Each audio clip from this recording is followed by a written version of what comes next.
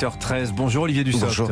Bienvenue sur Europe 1. Vous êtes le ministre délégué chargé des comptes publics face aux conséquences de la guerre en Ukraine. Pour protéger ménages et entreprises, le gouvernement travaille à la demande du président à un plan de résilience. Alors avant que peut-être vous nous en dévoiliez les grandes lignes, comment vous décririez, Olivier Dussopt, la crise générée par l'invasion russe en Ukraine? Est-ce qu'un parallèle avec le choc de la crise Covid, le choc de mars 2020 est pertinent? Non, le parallèle n'est pas pertinent puisque la crise Covid s'est avant tout traduite par un choc de demande. Nous avons arrêté l'activité économique, celle-ci s'étant arrêtée, il n'y avait plus de demande pour les entreprises et nous avons soutenu celle-ci face à des pertes de chiffre d'affaires.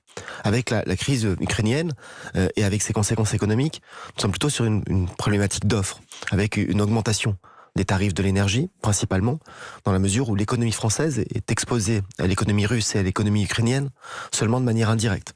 Nous avons quelques secteurs, quelques entreprises exposées directement, mais nos échanges commerciaux avec ces deux pays sont assez limités. C'est moins de 2% des exportations françaises, par exemple, c'est 1,3% pour la Russie. Donc ce sont surtout les conséquences indirectes sur le prix du gaz, le prix du blé, le prix du pétrole aussi, bien sûr.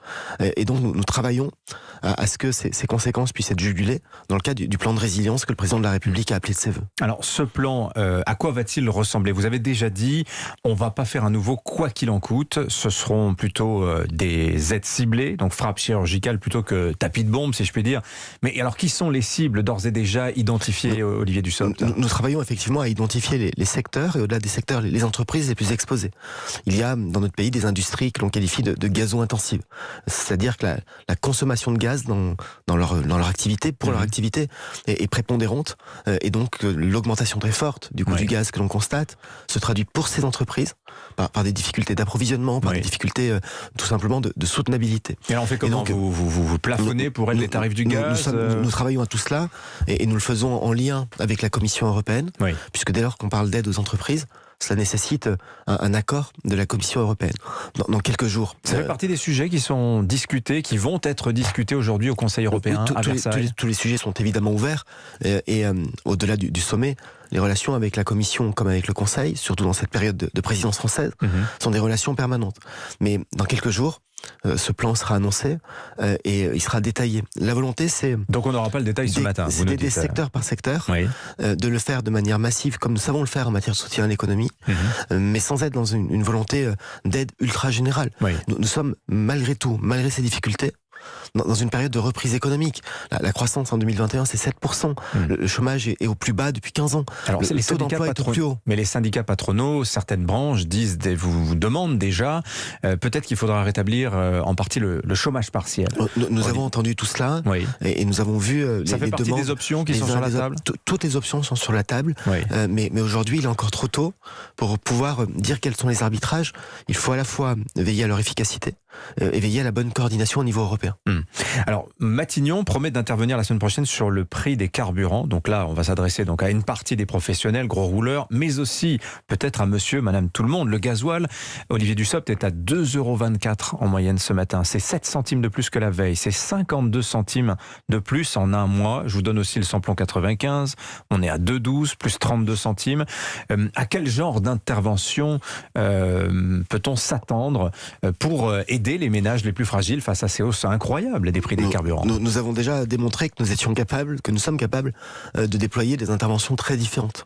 Dès le mois d'octobre, c'est la revalorisation de 100 € du chèque énergie pour 5 800 000 ménages. C'est le bouclier tarifaire sur le gaz et l'électricité. Il faut imaginer que sans le bouclier tarifaire que nous avons mis en place, la facture d'électricité des Français aurait été multipliée par 1,5 au mois de février et celle du gaz presque autant. Non mais on parlera du coup, mais très concrètement, Olivier Dussopt, vous avez des réserves financières? C'est l'indemnité inflation qui est versée pour 38 millions de personnes à hauteur de 100 €. Les derniers versements sont en cours. Nous avons un ensemble de mesures qui d'ores et déjà représente entre 20 et 22 milliards d'euros d'engagement de l'État. C'est considérable et évidemment, 20 à 22 milliards d'euros, ça ralentit notre trajectoire de redressement des comptes publics. Nous n'avons pas de réserve pour répondre à votre question. Il n'y a pas de cagnotte. Alors voilà, moi j'en viens à la question parce que le Parlement est en vacances, on approche de l'élection présidentielle, ça exigerait donc peut-être un budget rectificatif. Moi j'en déduis une chose, Olivier Dussopt, vous me dites si je me trompe, mais ce que vous nous dites aujourd'hui sur ce plan de résilience, sur l'argent qui va être mis sur la table, ça n'est donc pas le président de la République qui parle, c'est le candidat Macron dans l'éventualité de sa réélection pour après l'élection présidentielle. Non, le président de la République préside. Il présidera jusqu'à la dernière seconde et je sais qu'il préside dès la première seconde du second quinquennat. Mais il engage la parole peut-être de son éventuel successeur alors. Ça s'appelle la continuité républicaine et je souhaite que son successeur soit lui-même. Mais ça veut dire que les aides dont vous allez nous parler la semaine prochaine, je vais vous répondre très précisément. Olivier Dussopt, les aides dont vous allez nous parler la semaine prochaine, le plan de résilience, en réalité ne démarre que dans 1 mois et demi au mieux. On peut aller plus vite. On peut aller plus vite car nous sommes dans un système qui fait que nous avons une loi de finances qui a été votée pour 2022, que dans cette loi de finances, il y a des possibilités de redéploiement, il y a des possibilités de décret d'avance, et même si le Parlement est en congé, en tout cas ses travaux sont suspendus, en cas d'absolue nécessité, nous pourrions le réunir pour examiner une loi de finances si c'était nécessaire. Là, dans les jours qui viennent. C'est possible constitutionnellement.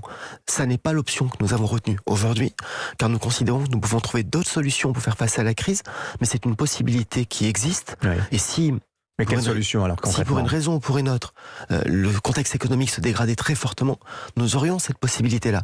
D'agir avant le premier tour de l'élection présidentielle. Le Parlement est en fonction, le Parlement existe, les parlementaires sont en exercice, oui. Leurs travaux sont simplement suspendus. Mais alors, qu'est-ce qu'on fait budgétairement ? Où est-ce qu'on va chercher cet argent ? Quand on va chercher de l'argent, comme vous le dites, on peut procéder à des redéploiements. Pardon, mais... On prendrait dans les caisses d'un ministère pour reverser... Pardon, ce que je vais dire relève du bon sens, mais vous avez plusieurs ministères, chacun a son budget. Certaines parties du budget sont prévues pour être consommées à la fin de l'année. Vous pouvez anticiper des consommations, redéployer. C'est de la gestion budgétaire. Et nous avons montré, depuis le début de la crise Covid, que nous avons toujours été capables d'assurer le financement des aides, le paiement des aides, lorsque celles-ci sont nécessaires pour faire face à la crise. Si on compare avec 2008, Olivier Dussopt, le baril de brut à l'époque avait atteint le record invaincu jusque-là, 147,50 $. Or le baril, on regarde ce matin, là il est à 109 $. À la pompe, le litre, je vous le redonne, 2,24 pour le gasoil, c'est 75 centimes plus cher qu'à l'époque. Est-ce que vous savez pourquoi il y a un tel écart ? Parce qu'il y a des trajectoires de fiscalité. Il y a des trajectoires de fiscalité, il y a des coûts de raffinement qui sont différents. Oui. Et ça explique cet écart-là. Alors, il y a la parité euro-dollar aussi, mais... TICPE plus TVA, c'est la moitié du prix du litre de gasoil. Oui. Est-ce qu'il n'est pas temps de les réduire, au moins ponctuellement, le temps de la crise ? Vous savez, les réductions d'impôts ponctuelles, ça n'existe pas. Quand vous réduisez un impôt, vous le réduisez durablement, et c'est plutôt de bonne politique. Avant d'en venir à de telles hypothèses, il y a d'autres modalités qui sont possibles. Nous l'avons montré avec l'indemnité inflation, et nous travaillons aujourd'hui, comme le Premier ministre l'a indiqué. Mais tout le monde est exposé au gasoil à 2,24. Tout le monde est exposé, et vous parlez à un élu qui est un élu ardéchois. Dans un département où il n'y a pas de transport en commun. Combien il y a d'Ardéchois dont le budget essence est en train de monter à 10, peut-être 15% de ce qu'ils gagnent. C'est ce sur quoi nous travaillons pour pouvoir les accompagner. Sur le plan budgétaire, puisque c'est votre domaine, Olivier Dussopt, je rappelle que vous êtes le ministre délégué chargé des comptes publics, est-ce qu'on peut s'avancer sur un chiffrage de toutes ces aides ? Vous avez évoqué le coût du bouclier tarifaire pour le gaz, on est à 10 milliards d'euros, je crois me rappeler que c'était 1,2 milliard initialement envisagé, l'électricité on est à 8 milliards, Bruno Le Maire disait en début de semaine on sera autour de 22-24 milliards. Est-ce qu'on sous-estime pas la facture strictement pour le plan énergétique ? Non, c'est évidemment la même estimation. Nous travaillons avec les mêmes services, Bruno Le Maire et moi-même. Donc j'en déduis que pour le carburant, c'est 4-6 milliards. Nous sommes dans une logique qui est assez simple finalement. Nous avons un bouclier tarifaire jusqu'au mois de juin. Nous avons la possibilité de le prolonger si c'est nécessaire. Le président de la République a déjà indiqué que ça serait le cas pour protéger les Français par rapport au prix du gaz et de l'électricité. Nous avons dans ces 22 milliards l'indemnité inflation pour 3,8 milliards qui est d'ores et déjà versée. Et nous travaillons sur des mesures complémentaires qui viendront par définition s'ajouter. Mais nous sommes d'ores et déjà sur un coût qui sera autour de 22 milliards pour 2022. Nous sommes le seul pays européen à déployer autant de moyens pour protéger nos concitoyens et pour protéger les Français. Quand vous êtes en Espagne, quand vous êtes en Allemagne, la facture d'énergie fait plus que flamber. Et c'est le cas pour le carburant à la pompe, c'est le cas pour l'électricité, pour le gaz, avec des factures dans certains pays voisins, pour le gaz, pour le chauffage, qui ont été multipliées par 3 depuis le début de l'année. Et donc nous déployons d'ores et déjà plus de 20 milliards d'euros, nous sommes les seuls à le faire. C'est important de le souligner parce que quand on dit à quelqu'un vous auriez pu payer plus cher et on a fait en sorte que vous payiez la même chose, finalement c'est assez insensible. Et parce que ça a été indolore. Mais cela représente plus de 20 milliards engagés par l'État pour protéger les Français. Mais à quel prix, Olivier Dussopt ? Parce que évidemment tout a un prix. C'est de la dette, c'est encore de la dette, toujours de la dette. Nous avons en 2021 a eu un déficit autour de 7%. Oui. Nous avons un objectif de déficit autour de 5% en 2022. Va falloir réviser peut-être, non? Peut-être, mais il est encore trop tôt pour réviser tant nos prévisions de croissance que ce qu'on appelle nos prévisions macroéconomiques. Mais quand vous me dites à quel prix, est-ce que c'est du déficit, est-ce que c'est de la dette, quel est l'autre prix? Est-ce qu'il serait acceptable socialement que les Français voient leur facture d'énergie multipliée par 1,5 pour l'électricité ou le gaz, par exemple? Tout ceci survient, je le disais, à un mois du premier tour de l'élection présidentielle. Le candidat Emmanuel Macron, à présent, Olivier Dussopt, vient de proposer le report à 65 ans de l'âge de départ en retraite, sans réforme systémique à point. Soit en fait le contraire exact de ce qu'il avait proposé en 2017. Qu'est-ce qui a changé pour justifier Je ne pense pas que ce soit le contraire. Je ne pense pas que ce soit le contraire, puisque vous vous arrêtez à une des mesures, ce qu'on appelle parfois la mesure paramétrique, en oubliant ou en omettant à la fois ce qu'il a dit sur la concertation nécessaire et très large, oui. qui sera préalable à cette réforme, oui. sur la question de la lutte contre la précarité. Vous avez entendu les syndicats, sur la meilleure prise en compte de la pénibilité, oui. et sur la volonté d'avoir un minimum de retraite à 1100 €, et donc progressivement, oui. nous étions à 1000 € il y a quelques mois, nous rapprocher progressivement et à terme du salaire minimum, puisque 1100 €, c'est oui. évidemment mieux que 1000 €. Bon, à 7% d'inflation, évidemment, il y a sans doute qu'il va falloir... Nous allons travailler avec oui. l'ensemble des parties prenantes. Chacun sait que la réforme doit avoir deux objectifs. Oui. La soutenabilité, parce que nous avons un modèle qui n'est pas financé. Alors là, je ne suis pas d'accord avec vous. Et la deuxième, c'est la justice. Quand on lit les travaux du Conseil d'orientation des retraites, on lit qu'il n'y a pas d'urgence budgétaire pour le système des retraites, parce qu'avec les précédentes réformes, le corps nous dit la part des retraites dans le PIB, donc dans la richesse nationale, est contenue jusqu'en 2070, entre 13 et 14%. Est-ce que vous savez non mais attendez, à quel niveau de déficit le même Conseil, quel est le niveau de déficit que le même Conseil prévoit en 2025?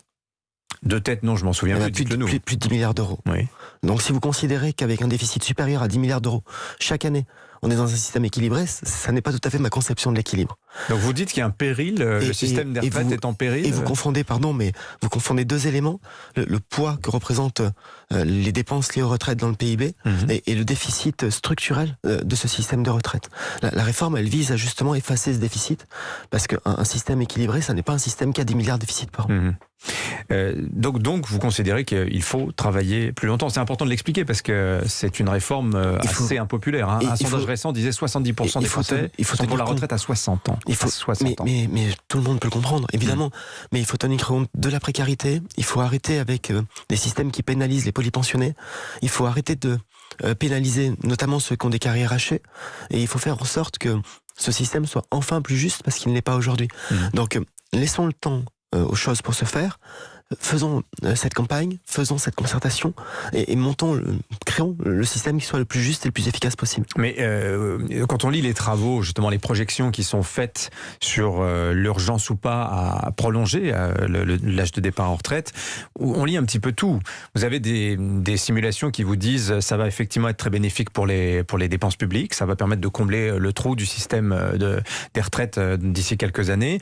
Vous avez d'autres simulations qui vous disent oui, mais le fait de travailler plus longtemps va augmenter les dépenses de santé, va augmenter aussi potentiellement les dépenses de chômage, parce que vous savez aussi, Olivier Dussopt, que passé 55 ans, aujourd'hui, vous avez moins d'un actif sur deux en emploi. Et c'est on a ce problème de chômage des seniors. Et c'est un vrai sujet, indépendamment de la question de la réforme ou non du système de retraite. Mais c'est lié. Qui est le maintien dans l'emploi, qui est aussi de permettre par la formation, par l'accompagnement, à des hommes et des femmes aujourd'hui d'avoir des secondes, des troisièmes, des quatrièmes parties de carrière.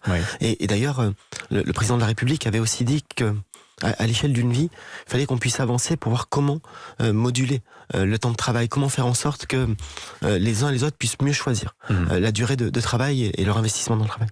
Olivier Dussopt, Emmanuel Macron est à 30% d'intention de vote là, dans les derniers sondages. On lit aussi, autre enquête, que 80% des Français pensent qu'il va être réélu. Cette élection présidentielle, elle est imperdable pour Emmanuel Macron ? Rien n'est imperdable, rien n'est déplié.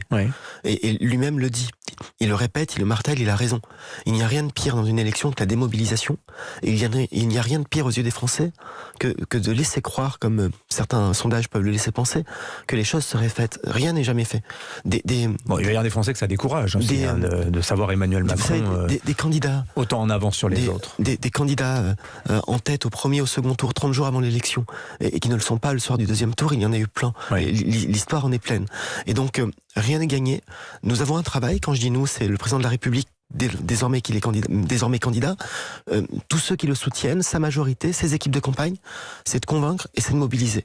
Convaincre que le projet que nous portons est le meilleur pour le pays et mobiliser pour que cette élection soit un vrai rendez-vous démocratique et qu'un maximum de Français aillent voter, et je l'espère, aillent voter pour Emmanuel Macron, car je considère, et je l'ai dit tout à l'heure, que c'est lui qui est le plus à même de diriger le pays, et que ce que nous connaissons aujourd'hui l'illustre et le démontre chaque jour. Et que dites-vous aux Français qui déplorent qu'Emmanuel Macron ne veuille pas s'affronter aux autres candidats avant le premier tour? Est-ce que ça n'est pas quand même une occasion manquée pour la démocratie? Emmanuel Macron débat avec les Français depuis 5 ans. Oui, mais avec les autres candidats.